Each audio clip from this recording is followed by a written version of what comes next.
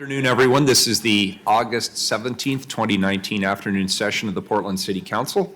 Good afternoon, Carla. Could you please call the roll? Thank you. Good afternoon. Hardesty? Udaley? Here. Fritz? Fish? Here. Wheeler? Here. And now to the rules of order and decorum. Good afternoon. Mayor, can I move that we waive Commissioner the Fish? reading of the rules?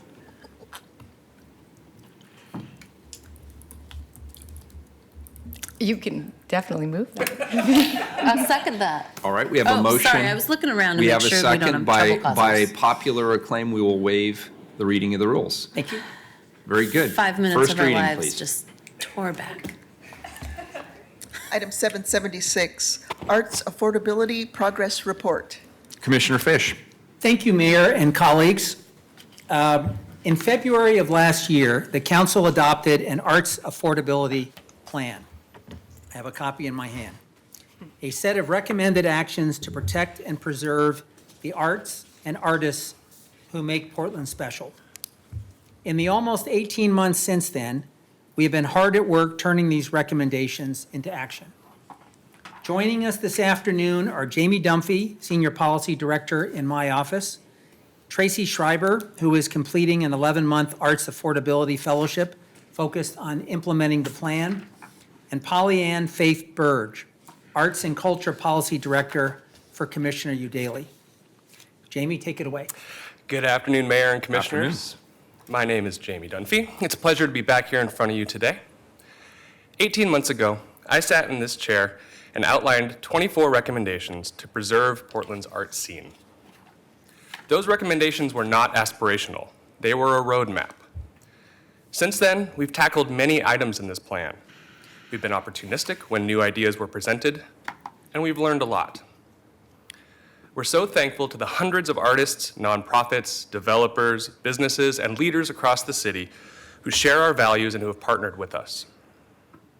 Before we share our outcomes of our work, I want to flag 3 important things that have happened in the arts in the last year. First, last summer, Auditor Hulk Caballero released the first ever audit of the Regional Arts and Culture Council. Her report gave us guidance about how to strengthen the city's relationship with RAC. Clearer goals, clearer lines of responsibility, clearer lines of communication, clearer accountability, and clearer leadership from the city. The audit's recommendations aligned with our arts affordability agenda, and we worked with the mayor to quickly add the role of a city arts manager in the Office of Management and Finance, or OMF. This position will be key to ensuring the continued success of our work with RAC. Second, as part of his bureau reassignments last September, the mayor asked Commissioner Udaley to serve as the arts commissioner. Polly and the commissioner's office have been very collaborative partners. Third, and finally, RAC announced last November that Madison Cario would be the organization's next executive director. Madison has been a great partner in our early work together. So what have we been up to and what have we accomplished? We have a number of exciting updates for you today. Our first victory came before the plan was even adopted. During the hearing last February, Commissioner Udaley, as Bureau of Development Services Commissioner in charge, announced the creation of a small business and arts liaison team, tasked with getting to yes. The team would help small businesses, artists, and other small organizations navigate their way through the city's permitting requirements. It was really heartening to have one of our recommendations checked off before the hearing was even over, and it gave us momentum. From there, we went to work. That June, we hosted a roundtable of all of the campus institutions in the city, including PCC, PSU, University of Portland, the University of Oregon, Oregon State University, Lewis and Clark, Merrillhurst, PNCA, the Oregon College of Arts and Crafts, OHSU, and Legacy Emmanuel. We held the meeting to better understand the challenges that they face in creating opportunities for public art. And what we learned in that meeting was that they were doing far more than we imagined, but their challenges were far greater than we expected. In the months that followed, Merrillhurst University closed, the Oregon College of Arts and Crafts closed, PCC lost its dance program, and Lewis and Clark shuttered its art gallery. While the challenges they face are daunting, that roundtable fostered important introductions and learning. Good afternoon, Mayor Wheeler and Commissioners. I'm Polly Ann Burge, and in May of 2018, the Space Finder website officially launched in Portland, thanks in no small part to the hard work of Teresa Koberstein. This resource is a great first step to creating an inventory of publicly accessible creative spaces in Portland, and we are doing more. This year, thank you, Mayor Wheeler's budget funded the first step in a future cultural mapping project. This will give us a tool to show us what we do and don't have good access to art and where we should target our investments. Thank you all for supporting this request. And hello, I'm Tracy Schreiber with Commissioner Fish's office. When I started this fellowship, I worked with my colleagues to identify action items that I could deliver on in my short time at City Hall. My first project was inspired by, but not directly from, the list of recommendations. Working with a handful of small and medium-sized arts organizations, we identified a gap in how we permit arts events. I worked with the Fire Bureau and Development Services to create a new type of permit. The annual permit for temporary arts and cultural events allows for more frequent and bigger events and performances and will make a real difference to artists, cutting costs and red tape. Next, we announced 6 space grants, free use of parks facilities in exchange for community access to art. The idea was simple. We have space, but we don't use it all the time, so let's let artists use it. We awarded 6 grants to an exciting and diverse group of artists: a musician working with incarcerated youth statewide, a collective advancing the voices of underrepresented groups through a multimedia podcast, 2 groups who create art with community to deepen their understanding of Black history in Portland, a young actor and poet focused on the Japanese-American experience and power dynamics, and a group celebrating queer people of color in theater. And that was just the first class. Then we looked at the code for 2% for art and made 2 key changes. Under City Code, major construction projects must dedicate 2% of construction costs to public art. Since these projects historically happen downtown, we have amazing public art all throughout the downtown core, but we don't have enough of it elsewhere. The first change was to formally disconnect the place where the art goes from where the building is built. The second change redefines public art. There are lots of ways for art to serve the community. Now, building out creative space with 2% dollars is allowed. This new flexibility makes the program and more versatile. For example, parks can include a stage or a culturally specific space in every new park. PBOT can build supportive structure and support in the right-of-way to enhance mobile opportunities for activities and performances. Large projects could include an art gallery and offer rotating exhibitions to elevate community and artists. We're excited to see what future projects bring. At the Parks Bureau, we're exploring ways to invest capital dollars in existing spaces to allow for greater use. We are focused on our anchor community centers, which often have underused athletic space and outdated audiovisual equipment. Soon, we hope to bring an updated SDC project list to Council. It will include things like acoustic tiling and sound systems to expand the capacity of these community hubs. They will be more accessible for more purposes and more people.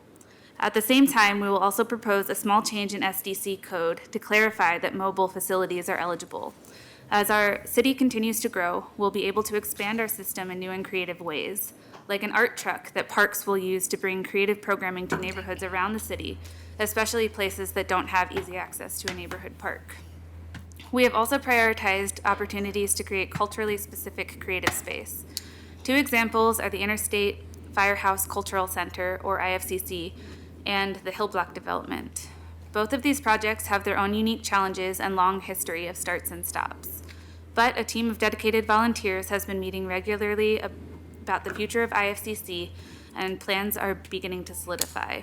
The working group for the future Hill Block development at North Russell and Williams also presents a major opportunity for investment.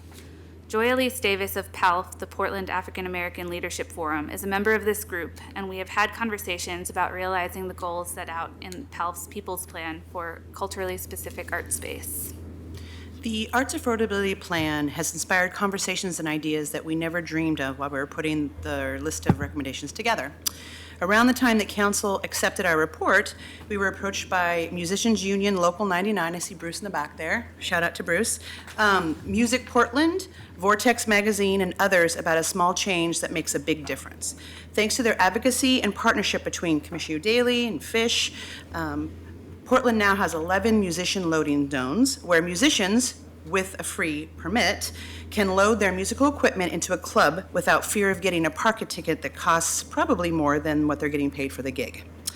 Often, the best ideas come directly from the community, and sometimes it's the little things that make the biggest difference. Two other examples of kind of a surprising conversations.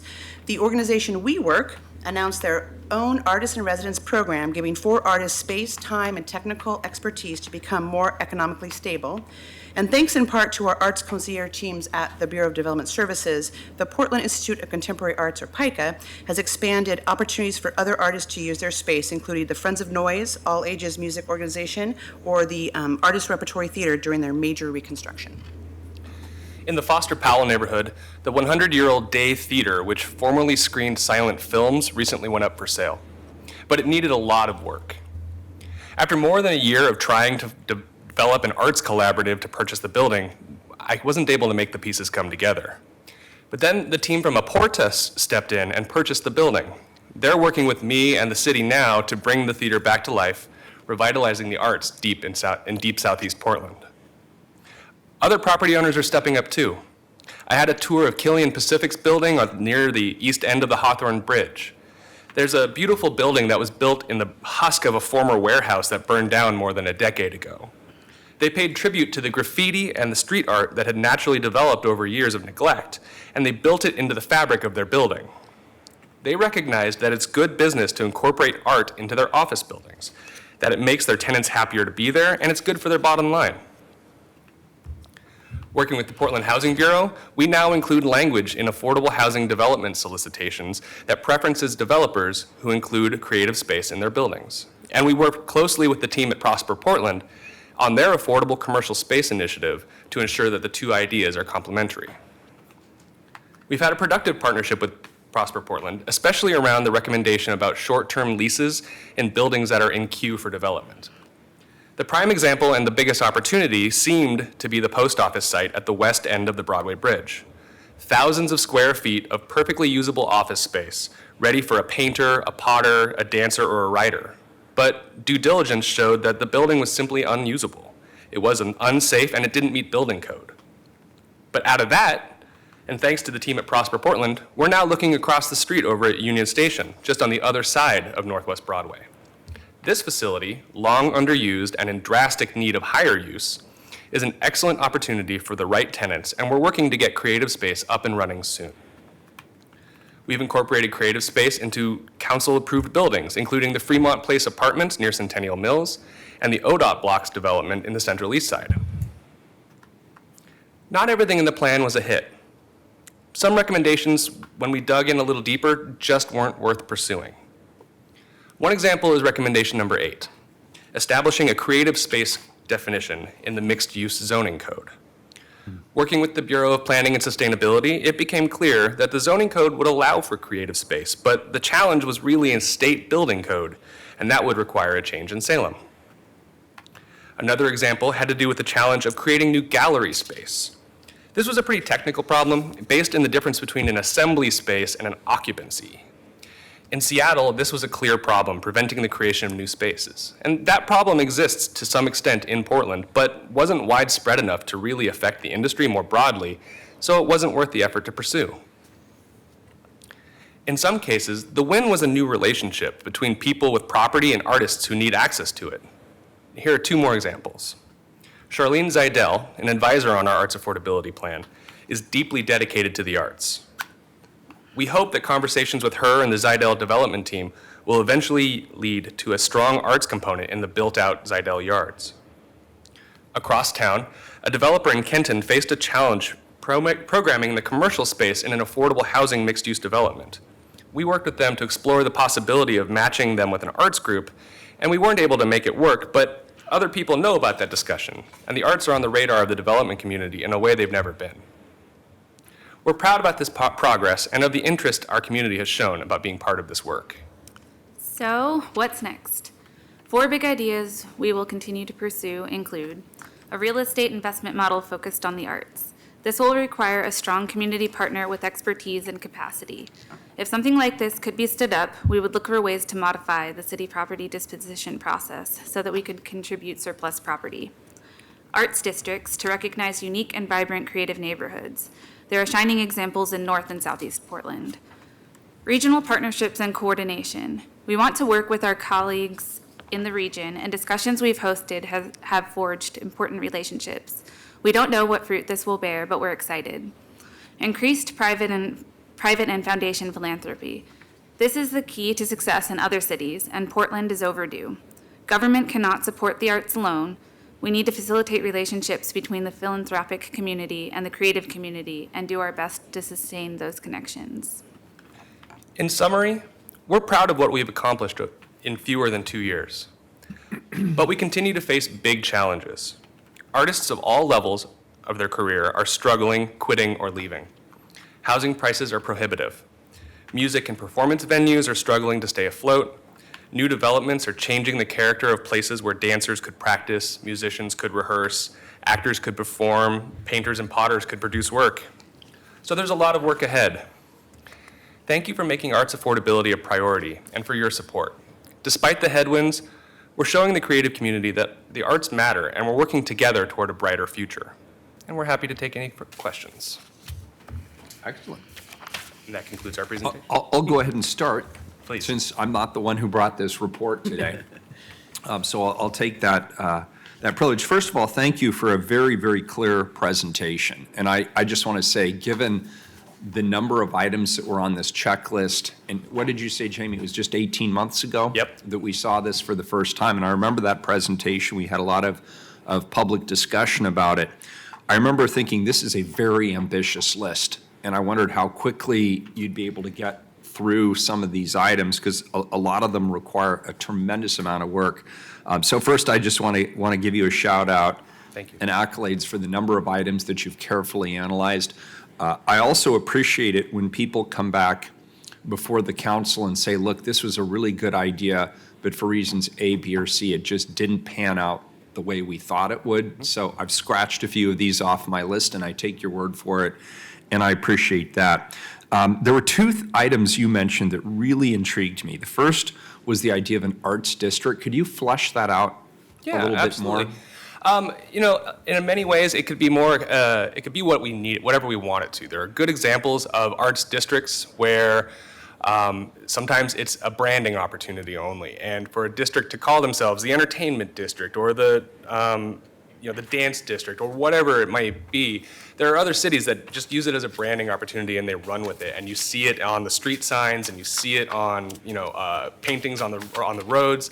It could be something as simple as that. It could also be that there are already naturally existing clusters and areas where the arts are already accumulating and artists are able to afford to live, and we want to be able to give them more opportunities to maybe take ownership of the built environment around them and see what that looks like. Trying to find maybe opportunities for flexibility in how we do public events or how we do permitting for things that maybe don't quite fit the mold that would be beneficial for artists, but not for anybody else. So it really could be anything, and what we would really need more than anything is a dedicated set of community partners to help us figure out who would want to be that and why, and how we can help make that better for them.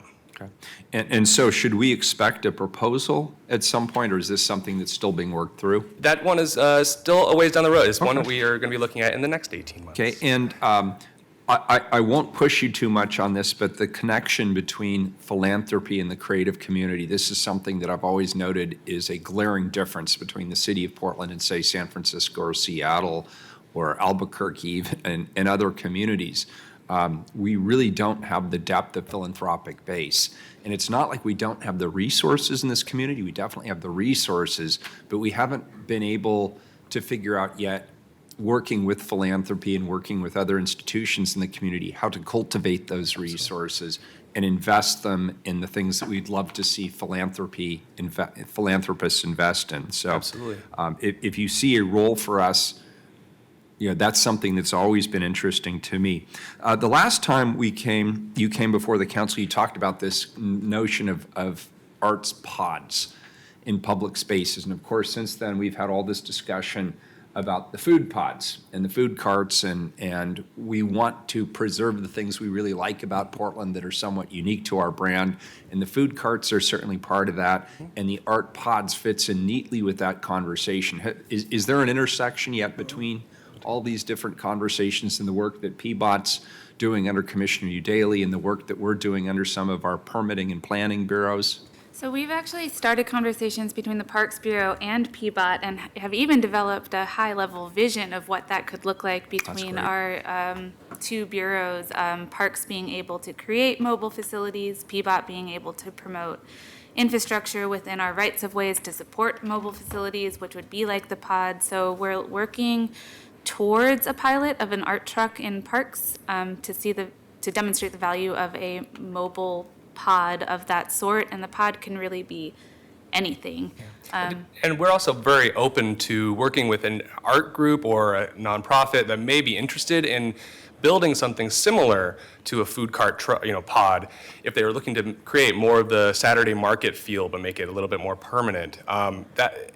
That's not something we can directly lead on, but if there's anyone in the community who's listening to this and is interested in pursuing something like that, I'm certainly available to start fleshing that out. Well, it's interesting, and my colleagues have obviously been prime movers in this, but how this ties to the conversation we had this morning around free walls and some of the conversations around murals and the codes that we have in place for very good reasons, but they sometimes come into conflict with I guess what I'll just describe as the freedom of artistic freedom. Yeah. And so there's a really cool tie-in here. So I think that completes my questioning. I just want to give a shout out to my colleagues, and I want to give a shout out to all of you. I really appreciate the work that you're doing on this. I think it's visionary, and I look forward to continuing to work with you in whatever capacity I can as mayor and have my bureaus be engaged as fully as possible. Thank you, sir. Mayor? Commissioner Fish. So thank you very much for the presentation. There's a part in the presentation where you talked about being opportunistic and seizing things that come along, and I think that's right. And I also appreciate the emphasis you've placed in your report on opportunities that you pursued but didn't pan out. Yep. One of the things I learned when I first got elected to public life is that we're not allowed to publicly admit our failings. One of the great books I ever read was the biography of Steve Jobs, and it might have been titled My History of Failure and How I Became Successful Through It. And the book is like chapter upon chapter of missteps and failures and misjudgments, which ultimately led to perfection. But in his world, he was given the space to make mistakes, to overreach, to fail. And out of that came a collective wisdom that informed really one of the great companies and company stories in our history. I'm being a little facetious, but we're not really supposed to acknowledge when we fall short. I think actually we need to do that more. First of all, I think it's honest. I think people appreciate that. And second, how else are we to learn unless we do along the way stumble? All the great lessons in my life have come to me through trial and error. Why shouldn't that be in government? So I appreciate that you have highlighted some of the areas where we fell a little short. I want to drill down a little bit in a couple of points because I think they're really important. First of all, we are seeing very robust systems development charges coming into the city right now. And I spoke to a reputable builder recently who said he foresees about 2 more years at least of a building boom in Portland. Now, we can argue about what the positive and negative impacts of that building boom are on our community, but one positive is they generate developer fees, which we can then use for good purposes. And I really love the idea of taking some of those so-called systems development charges and investing them in our community centers so that our sound systems are upgraded, our stages are upgraded, and we can do more performances in our community centers. That seems like an easy win, and it has my full support. Bruce Fife is here. he confirmed with me at the beginning of the hearing that the 11 musicians loading zones that Commissioner Udaly and PBOT put in place have been a success. Now the question is, do we expand it? Can we put it in some other places? Have we demonstrated that it's working and should be expanded? I have to say, we use the formula of it's a small idea with a big impact, but that really minimizes the amount of work that PBOT put into this to make it happen. Right. And it's an example of where two bureaus or two commissioners or two leaders up here working together can really move the ball. So I was very appreciative of that. I want to plant a seed with my colleagues because we, in passing, and it's on the cheat sheet that was handed out. In passing, we referenced the Interstate Firehouse Cultural Center. I don't want to leave anyone with a misimpression here. This is going to be a very big lift. The existing building is a unreinforced masonry building. And so there is going to be at some point a cost-benefit analysis looking at the great history and legacy of that building that Charles Jordan helped save and thinking about the next 100 years. And one of the questions is, does it continue at the existing building or new building? And that will be informed by a lot of questions that we can't answer right now because we don't have all the data. But Mayor, if we are to take IFCC, which has such a great legacy in that community, and if we are somehow able to marry it with the work that you're doing with the Housing Bureau around right of return and culturally sensitive development in inner Northeast, I think there is a big idea about bringing housing and the arts to that site. And I hope in the next year or two that Prosper Portland, the Parks Bureau, and the Housing Bureau can collaboratively work together to figure out what is that big vision for IFCC. Because I don't think any one of us can fund it, but I think we all bring tools to the table, which is important. I have heard nothing but positive feedback about the arts concierge position that Commissioner Udaly put into place and now continues at the Bureau of Development Services. And that's a little bit of a back to the future issue because once upon a time there was someone who did that job. And a lot of people we know, like Ken Unclus and Al Solheim and others, relied on that person's accumulated wisdom. Then we lost that position, and now we're restoring that position, which I think is very important. And then finally, I want to emphasize another thing that we can do as leaders that won't show up on this chart, but is an example of where, on a light touch, we can make a difference. A number of years ago, Northwest Dance Project had identified a studio on the other side of the river where they wanted to move, and there was a big zoning problem. And in fact, because of the zoning code, it appeared that it would cost them too much to retrofit the building. Well, a number of people got involved at the city and on the private side, and some talented lawyers and some problem solvers at the city, and ultimately found an exemption that applied to that building, which is now home to Northwest Dance Project and all the work they're doing. PICA was very fortunate to have deep pockets on its board, and now they have a home at 15 Hancock. One of the things that I think we need to be thinking about is, as we do a scan of arts organizations, how can we help them plan for the next generation? And for many of them, that means how do they control their own destiny? How do they control the land? One of the organizations we've been having some informal conversations with is Milagro. Milagro finds itself a property owner in the middle of one of the hottest districts in the city, the Central East Side, with a zoning code that allows them to develop the site and potentially have creative uses, a new theater, and a way to pay for it. That won't show up as one of our arts affordability wins at some point, but there have already been a number of conversations about how might we, working with a bunch of different partners, help Milagro down that path. Because if this may be the perfect time for them to seize the opportunity of leveraging what they have, and what they have that's golden is they own the dirt underneath their theater. And they have an opportunity to leverage that with this real estate boom and create a permanent home. So those are sort of ad hoc comments, but I really appreciate the work you've done. I appreciate this handout, which shows the progress we've made. And I also want to say that in my 10 years on the council, I've never have remembered a time when so much negative displaced the positive in our community conversations. It almost seems like something's gotten into our water system.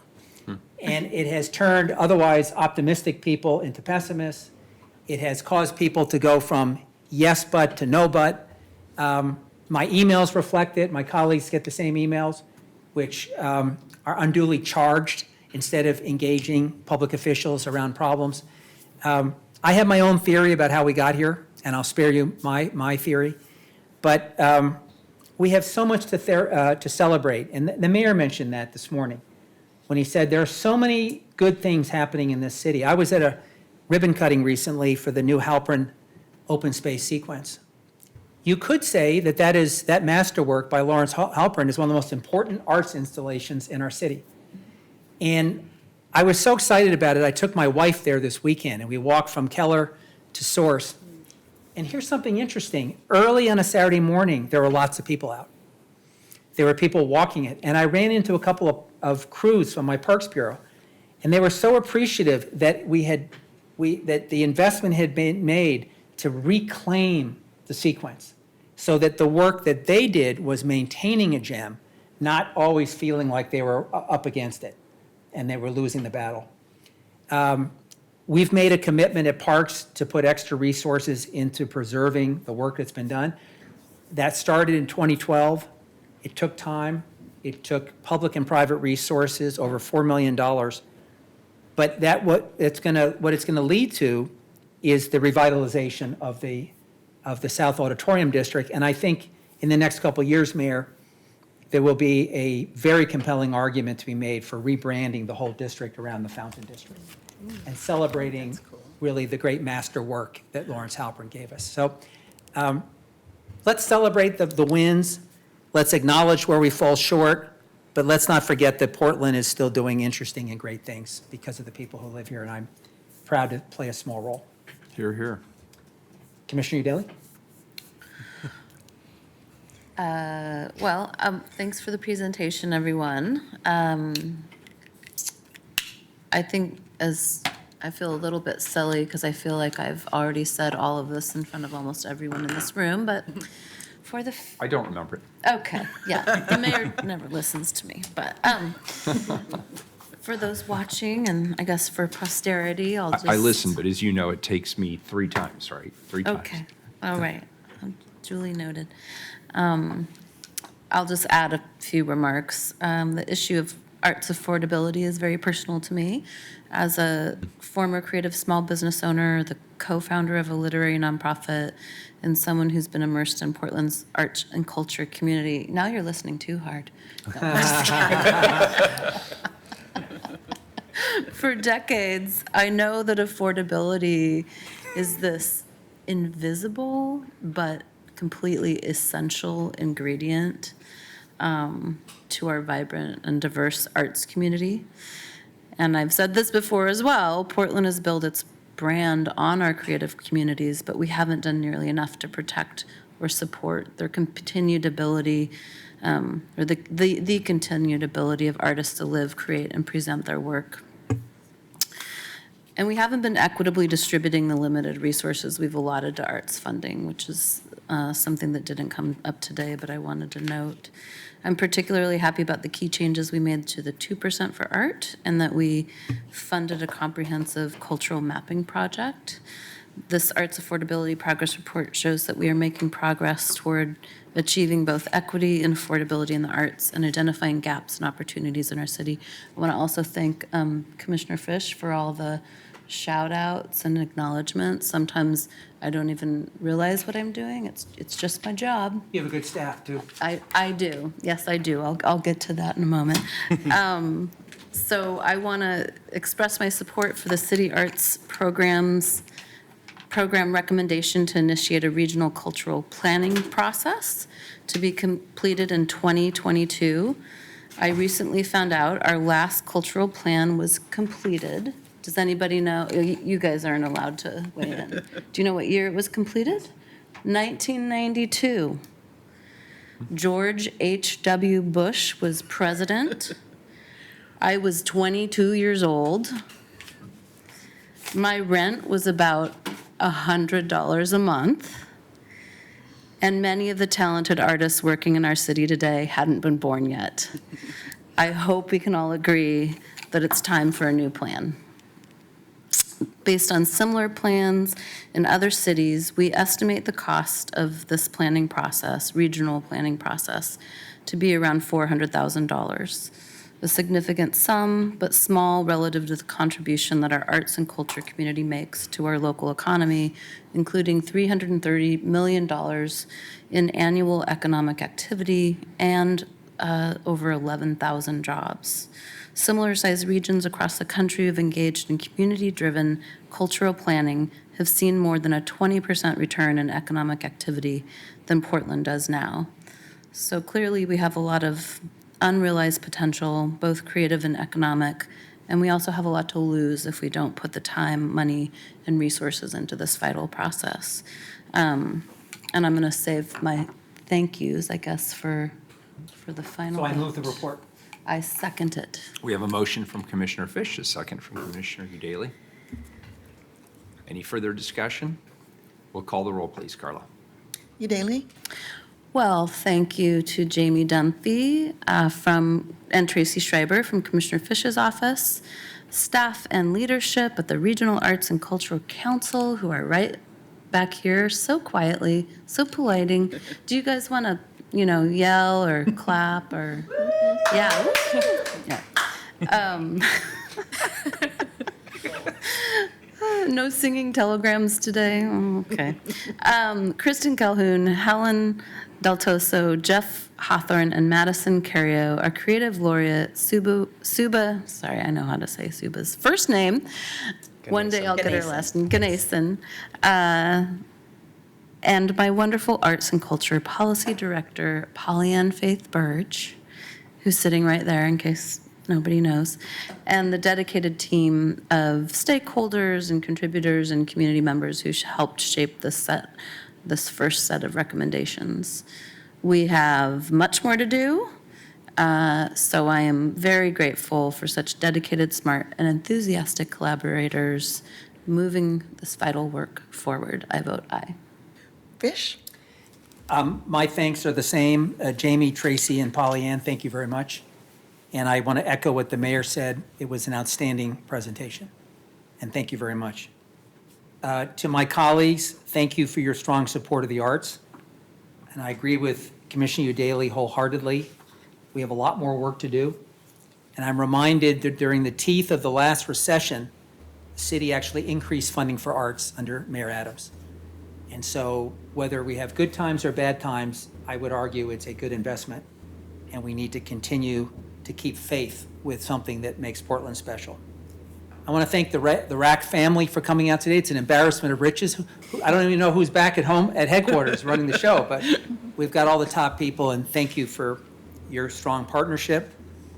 I want to thank Stan Pankin, who's here, formerly of Arts Pack, one of the tougher questionnaires I remember filling out when I ran for office. And not everyone filled it out, actually, amazingly, but we appreciated the work you did on that. I want to thank Bruce Fife and the musicians. That's an example, the partnership with Bruce Fife and the musicians is just a classic example of what to many of us might seem like a relatively small thing, but where, we can fix it, make a difference in the lives of working musicians, and it's a win-win. So I really appreciate that.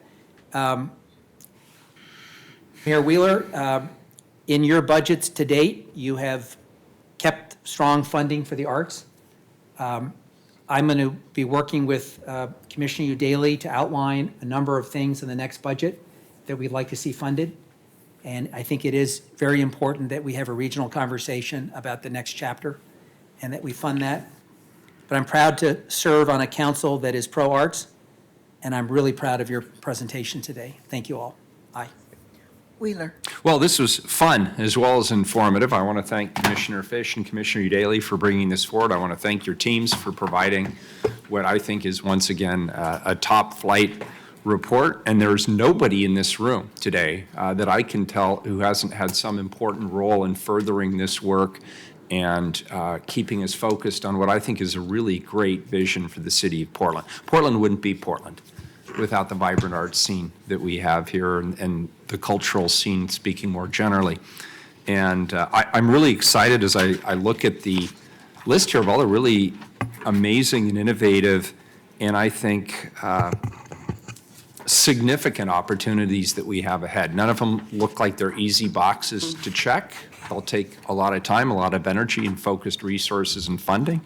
But I'm confident that if we continue to work with the leadership we have and the leadership at RAC and all of you, we can accomplish much of this. And that will continue to put arts front and center in our community. So I'm really pleased with the work you've all done. I love this report. Keep up the great work. Let me know how I can be a good leader in this effort. And you've provided some thoughts. The cultural mapping, I was happy to help with that. The Hill Block, we're pushing forward on that, and I think there's a great opportunity and an intersection here. Obviously, the work with Prosper Portland, not just at the Union Station, although that's significant. Obviously, as we develop the Broadway corridor, as we look at the ODOT blocks in the Central East Side, I still have my fingers crossed with regard to some opportunities with Zidell. And as you all mentioned, Charlene has been a huge proponent, not only of that development, if we can reach the right agreement, but also a huge proponent of the arts. And so she and her family and others understand the intersections there. And I'm happy to continue the efforts around the arts program manager and the small business arts liaison team. Those are very, very worthy initiatives. So good work, all of you. I'm happy to support. I vote aye. The report's accepted. Thank you. Great report. Good way to end the day. So we're adjourned. Great.